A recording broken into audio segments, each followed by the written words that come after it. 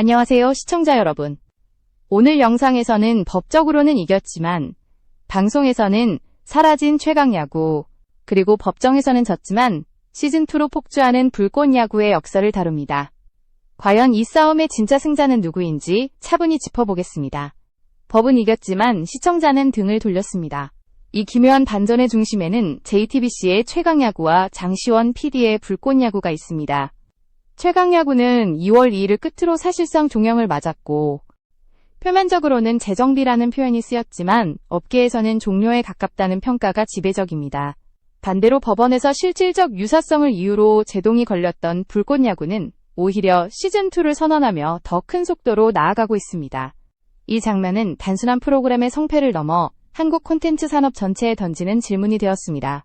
왜 이긴 쪽이 멈추고 진 쪽이 판을 키우는가 라는 질문입니다.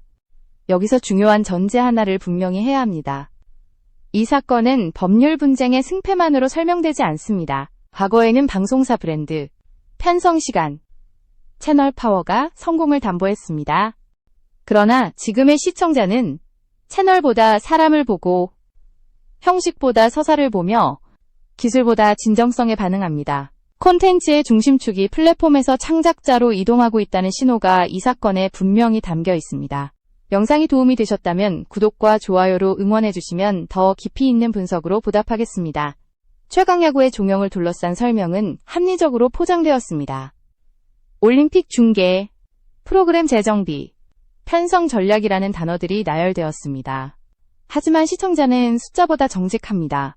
최근 몇 달간의 시청률 흐름과 광고 이탈, 그리고 이야기의 동력이 약해졌다는 체감은 이런 설명을 설득력 있게 만들지 못했습니다. 시청자는 왜 떠났는가 라는 질문 앞에서 답은 복잡하지 않습니다. 서사가 멈췄고 사람이 빠졌으며 이야기를 끌어가던 심장이 약해졌다는 인식이 공유되었기 때문입니다. 법적으로 보호된 포맷과 자산은 남았지만 시청자가 몰입했던 감정의 축은 사라졌다는 평가가 이어졌습니다. 이제 다음 질문으로 나아가야 합니다. 법원이 지켜준 것은 무엇이었고 시장이 외면한 것은 무엇이었는가입니다. 이 질문에 대한 답을 찾는 과정이 이번 이야기의 핵심이며 다음 부분에서는 최강야구가 왜 시장에서 힘을 잃었는지 구조적으로 분석해 보겠습니다. 최강야구가 힘을 잃은 이유를 이해하려면 시청률이라는 숫자만으로는 부족합니다. 문제의 핵심은 성과의 하락이 아니라 방향의 상실이었습니다. 초반 최강야구는 명확한 약속을 했습니다. 은퇴와 황혼의 경계에 선 선수들이 다시 유니폼을 입고 마지막 불꽃을 태운다는 서사, 승패보다 인간의 선택과 책임을 보여주는 이야기였습니다. 시청자는 그 약속에 반응했고 그 약속이 유지되는 동안 프로그램은 생명력을 가졌습니다. 그러나 시간이 흐르며 구조는 반복되기 시작했습니다. 경기의 결과는 예측 가능해졌고 캐릭터의 성장 곡선은 완만해졌으며 갈등의 해소는 형식화되었습니다.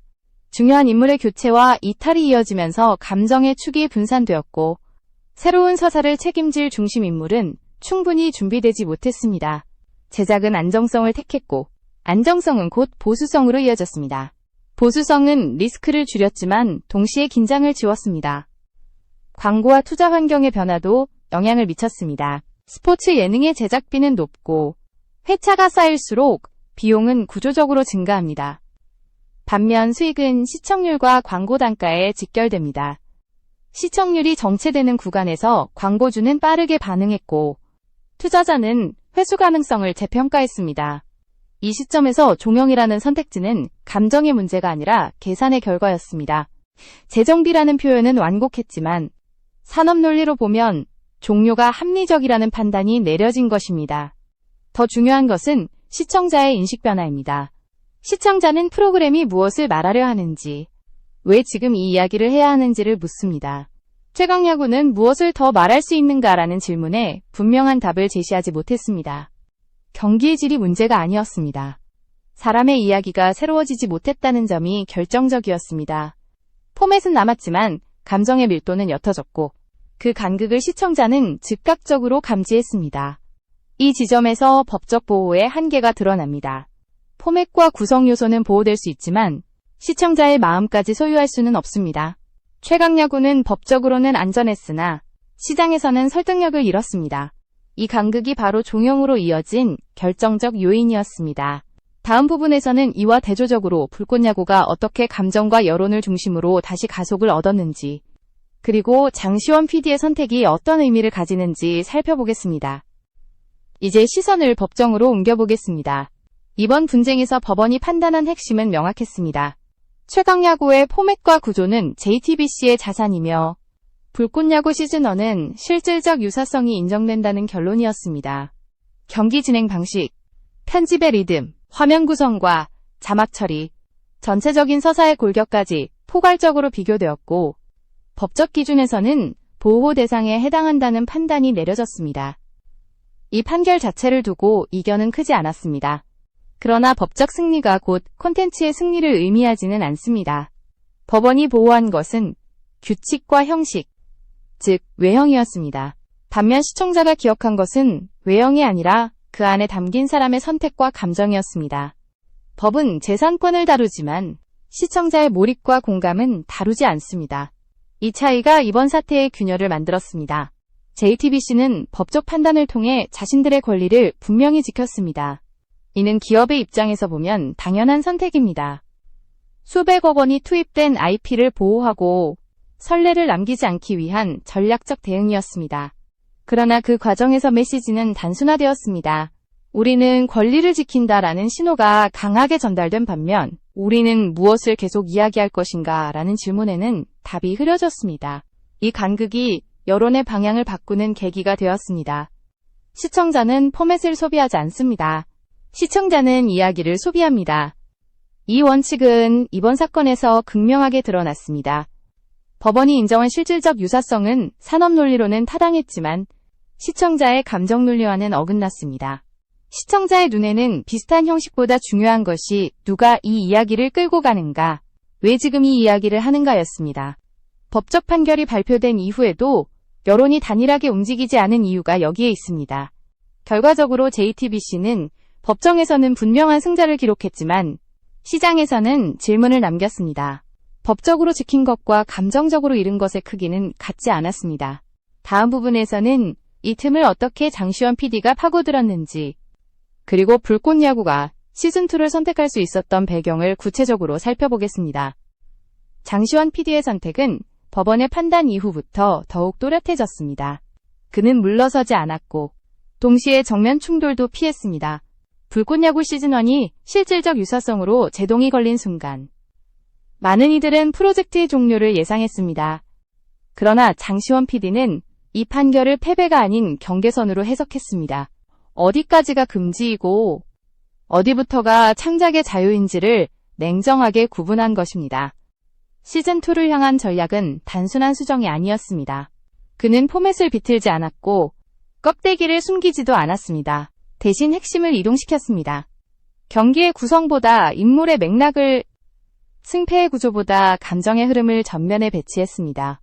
출연진의 변화, 설정의 확장, 연출톤의 조정은 모두 법적으로 다른 작품이라는 근거가 되면서 동시에 서사를 새롭게 만드는 장치로 작동했습니다. 이것은 꼼수가 아니라 재설계였습니다. 여기서 중요한 점은 여론의 움직임입니다. 법원의 판단 이후 대중의 반응은 이분법적이지 않았습니다. 누가 옳았는가보다 누가 진정성을 보여주는가가 더 큰 기준이 되었습니다. 장시원 PD는 침묵하거나 방어하지 않았습니다. 그는 계속해서 이야기했고 자신의 선택에 대한 이유를 드러냈으며 팬덤과 감정적으로 연결된 상태를 유지했습니다. 이 태도는 단순한 이미지 관리가 아니라 서사의 연장이었습니다. 불꽃야구를 지지하는 팬덤은 프로그램 그 자체보다 창작자를 중심으로 결집했습니다. 그들은 법적 판결을 부정하지 않으면서도 감정의 소유권은 다른 곳에 있다고 느꼈습니다. 이것이 시즌2 강행을 가능하게 한 가장 큰 자산이었습니다. 자본이나 플랫폼이 아니라 여론이라는 비가시적 힘이 프로젝트를 밀어올렸습니다. 물론 리스크는 여전히 존재합니다. 시즌2 역시 실질적 유사성 판단의 대상이 될 수 있고 그 경우 법적 책임은 더 무거워질 수 있습니다. 그럼에도 장시원 PD가 전진을 선택한 이유는 명확합니다. 멈추는 순간 이야기는 끝나지만 움직이는 동안에는 여론과 감정이 함께 흐른다는 계산입니다. 다음 부분에서는 이 팬덤과 여론이 어떻게 시장의 논리를 바꾸고 있는지, 그리고 왜 법보다 무서운 힘으로 작동하는지 분석해 보겠습니다. 이제 중심에는 팬덤과 여론이라는 변수만이 남습니다. 이번 사태에서 가장 두드러진 변화는 권력의 이동입니다. 과거 콘텐츠 산업에서 힘은 플랫폼과 자본에 있었습니다. 방송사는 편성권을 가졌고 자본은 생존을 좌우했습니다. 그러나 최강야구와 불꽃야구의 대조는 이 공식이 더 이상 절대적이지 않다는 사실을 드러냈습니다. 지금의 시청자는 단순한 소비자가 아니라 선택하는 주체이며 그 선택은 집단적 감정으로 증폭됩니다. 팬덤은 단순한 지지층이 아닙니다. 그들은 콘텐츠의 해석자이자 확산자이며 때로는 방패이자 추진력이 됩니다. 불꽃야구를 둘러싼 팬덤은 법적 판단과 별개로 감정의 정당성을 부여했습니다. 왜냐하면 그들은 장시원 PD의 서사에 이미 감정적으로 투자했기 때문입니다. 이 투자는 돈이 아니라 시간과 공감으로 이루어졌고 그 결과 여론은 단기간에 형성되고 빠르게 확산되었습니다. 여론은 법을 이길 수 없습니다. 그러나 법을 해석하는 환경에는 영향을 미칩니다. 판결의 문구는 냉정하지만 그 판결이 사회적으로 어떻게 받아들여지는지는 또 다른 문제입니다. 콘텐츠 산업에서 평판은 곧 자산입니다. JTBC는 법적 권리를 지켰지만 이 과정에서 감정자산의 일부를 소진했습니다. 반대로 불꽃야구는 법적 리스크를 아는 채 감정자산을 축적했습니다. 이 대비가 시장의 판단을 갈랐습니다. 광고주와 투자자의 시선도 변했습니다. 그들은 이제 단기적인 법적 안정성보다 장기적인 팬덤의 지속성을 봅니다. 팬덤이 살아있는 콘텐츠는 일시적 논란을 견딜 수 있지만 팬덤이 이탈한 콘텐츠는 법적 보호 속에서도 빠르게 침체됩니다. 이 논리가 바로 불꽃야구가 멈추지 않는 이유이며 최강야구가 더 이어질 수 없었던 이유입니다. 이 지점에서 중요한 질문이 떠오릅니다. 콘텐츠의 진짜 저작권은 누구에게 있는가입니다. 법적으로는 소유자가 명확하지만 감정적으로는 이야기를 함께 살아온 사람들에게 분산되어 있습니다. 이 분산된 권리가 모여 시장의 힘을 만듭니다. 다음이자 마지막 부분에서는 이 모든 흐름을 종합해 진짜 승자가 누구인지, 그리고 이 사건이 앞으로의 콘텐츠 산업에 어떤 미래를 예고하는지 정리해 보겠습니다. 이제 모든 흐름은 하나의 질문으로 수렴합니다. 진짜 승자는 누구인가? 라는 질문입니다. 법정의 기록만 놓고 보면 JTBC가 이겼습니다. 포맷과 구조, 형식에 대한 권리는 명확히 지켜졌고 법적 판결은 흔들리지 않았습니다. 그러나 방송은 끝났고 이야기는 멈췄습니다. 반대로 불꽃야구는 법정에서 졌습니다. 시즌1은 제동이 걸렸고 리스크는 여전히 현재 진행형입니다. 그럼에도 이야기는 계속되고 있으며 시즌2라는 선택으로 다시 움직이고 있습니다. 이 대조는 승리의 정의가 바뀌고 있음을 보여줍니다. 과거의 승리는 소유권과 점유율로 결정되었습니다. 그러나 지금의 승리는 기억과 공감으로 결정됩니다. 최강야구는 법적으로 보호받았지만 시청자의 기억 속에서는 과거형이 되었습니다. 불꽃야구는 불안정한 상태에 놓여 있지만 현재형으로 이야기되고 있습니다. 이 차이가 콘텐츠의 생존을 가릅니다. JTBC의 선택은 기업 논리로 보면 이해 가능합니다. 투자금을 보호하고 선례를 차단하며 법적 권리를 명확히 하는 것은 대형 조직의 본능입니다. 그러나 콘텐츠 산업에서 가장 취약한 순간은 논리가 감정을 압도할 때입니다. 이번 사태에서 JTBC가 잃은 것은 단순한 프로그램 하나가 아니라 창작자와 팬덤 사이의 신뢰라는 무형 자산이었습니다. 이 자산은 회계장부에는 기록되지 않지만 시장에서는 분명히 작동합니다. 장시원 PD의 선택 역시 미화될 수만은 없습니다. 그는 여전히 위험한 줄 위에 서 있습니다. 시즌2가 단 하나의 장면이라도 실질적 유사성으로 판단된다면 결과는 더 무거워질 수 있습니다. 그럼에도 불구하고 그는 전진을 택했습니다. 이는 무모함이 아니라 계산된 선택이었습니다. 멈추는 순간 여론은 식고 이야기는 끝난다는 것을 알았기 때문입니다. 움직이는 동안에만 팬덤은 살아있고 감정은 축적됩니다. 이번 사건이 던지는 가장 중요한 메시지는 이것입니다. 플랫폼의 시대에서 창작자의 시대로의 이동입니다. 방송국이라는 이름보다 사람의 이름이 먼저 떠오르는 시대, 포맷보다 서사가 먼저 소비되는 시대가 이미 시작되었습니다. 불꽃야구가 시즌2를 안착시킨다면 이는 하나의 프로그램 성공을 넘어 창작자가 플랫폼을 넘어설 수 있음을 증명하는 사례가 될 것입니다. 마지막으로 질문을 남깁니다. 여러분은 콘텐츠를 선택할 때 무엇을 보고 있습니까? 법적 소유권입니까? 아니면 이야기를 만들어가는 사람의 진정성입니까? 법은 권리를 판결하지만 시장은 마음으로 선택합니다. 이 싸움의 결말은 법정이 아니라 시청자의 시간과 기억 속에서 완성될 것입니다. 이제 이 사건을 하나의 프로그램 논쟁이 아니라 산업 구조의 전환이라는 관점에서 다시 바라볼 필요가 있습니다. 최강야구와 불꽃야구의 충돌은 단순히 두 개의 야구 예능이 경쟁하다가 갈라진 사례가 아닙니다.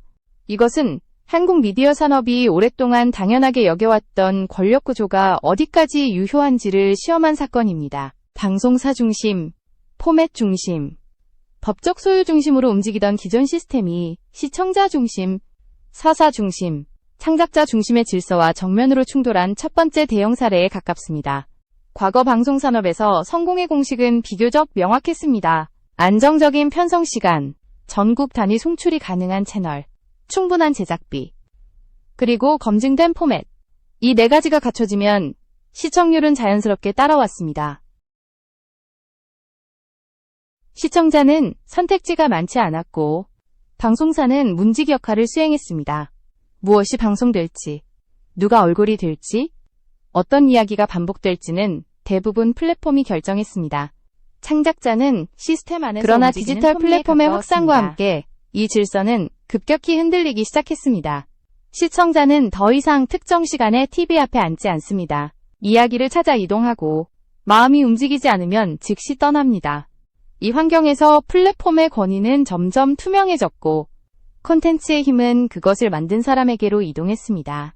최강야구와 불꽃야구의 대비는 이 변화를 극단적으로 보여줍니다.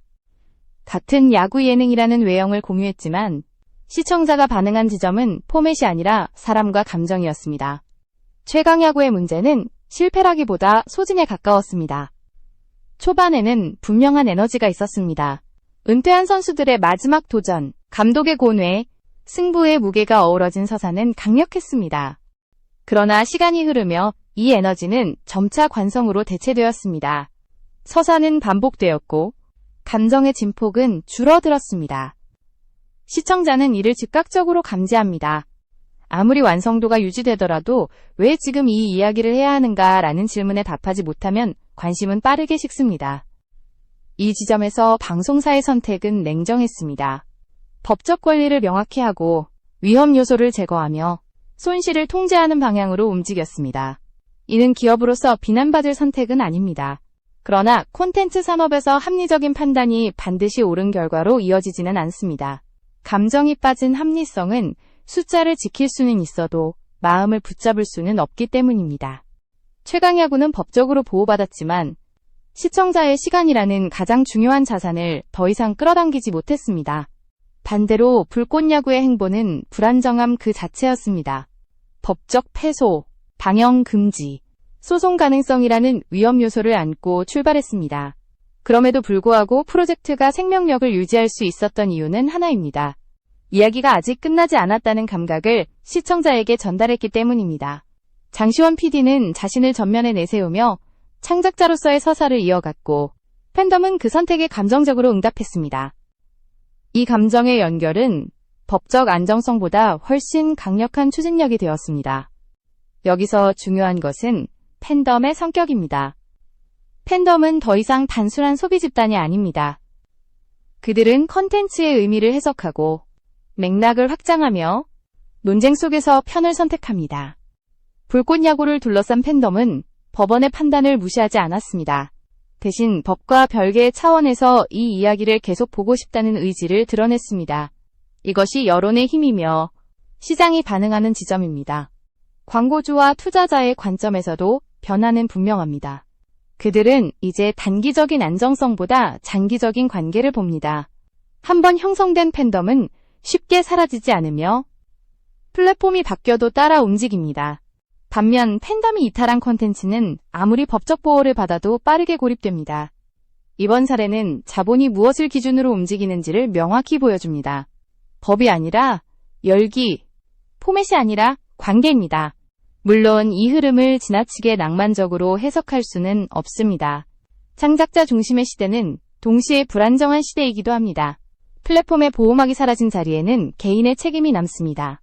장시현 PD의 선택은 용기로 기억될 수도 있지만 결과에 따라서는 무모함으로 평가될 가능성도 존재합니다. 법적 판단이 다시 불리하게 내려질 경우 그 부담은 고스란히 개인에게 돌아갑니다. 이것이 창작자 시대의 냉혹한 이면입니다. 그럼에도 불구하고 이 사건이 갖는 의미는 분명합니다. 콘텐츠의 생명력은 더 이상 소유권만으로 유지되지 않는다는 사실입니다. 시청자는 이야기를 따라 움직이고 감정이 있는 곳에 시간을 씁니다. 법은 질서를 만들지만 질서만으로는 관심을 만들 수 없습니다.